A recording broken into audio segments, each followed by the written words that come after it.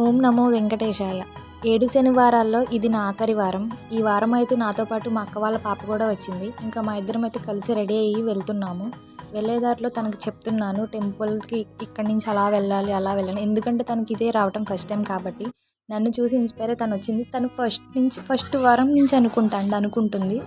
Mummy నేను కూడా నీతో వస్తాను అని చెప్పి.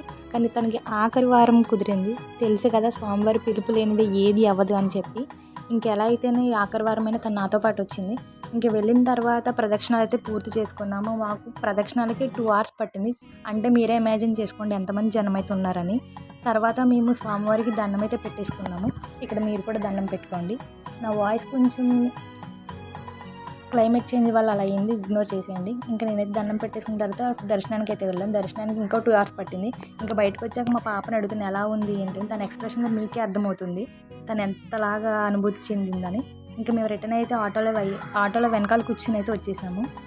ఇంకా అష్టోత్తర పూజ ఉంది, అప్పుడు కలుద్దాం.